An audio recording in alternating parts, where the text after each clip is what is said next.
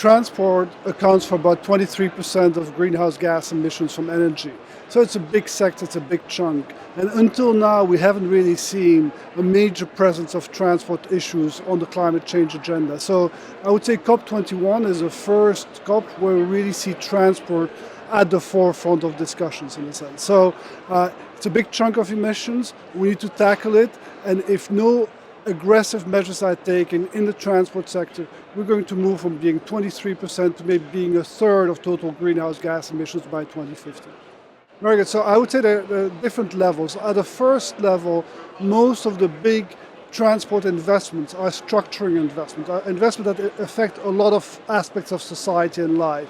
For example, if you move from private vehicles to public transport in a city environment, that will contribute significantly to greenhouse gas emission reductions. But it will also contribute to a cleaner, less polluted environment. It will also include to less road casualties and crashes in urban environment. It will increase also physical fitness by increasing personal mobility, non-motorized mobility. So by taking a bit more of a holistic view, transport can be a major dimension of a lower carbon green economy in a sense. I mentioned cities, but the same applies also for interurban and for freight and logistics.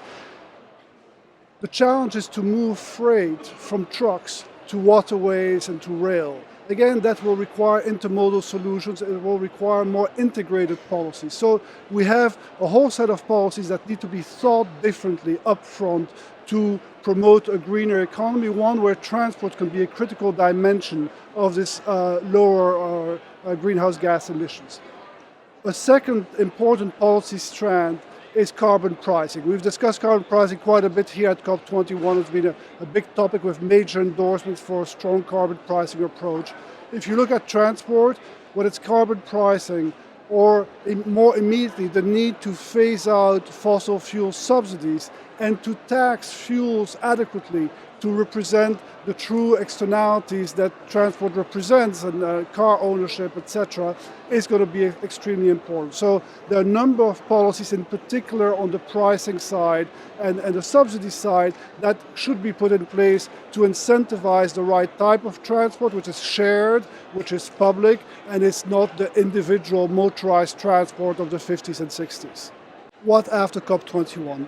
It's a key question, and one that we're tackling quite a bit in the transport community. We're not particularly well organized. So coming up with a framework to follow up on the multiple commitments that have been made, whether it's the voluntary commitments of about over 20 different alliances or the national commitments in the INDCs related to transport.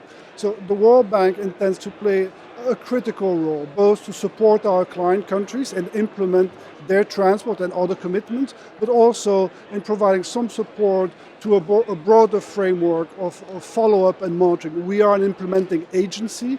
We are here to make things happen in our client countries. And for the transport sector, we're here to help our client countries become greener and more efficient. So it really starts after COP21, and there's a long road ahead in particular to put transport at the forefront of efforts to create a greener economy and a decarbonized economy, and there's work for lots of people globally as well as at country level.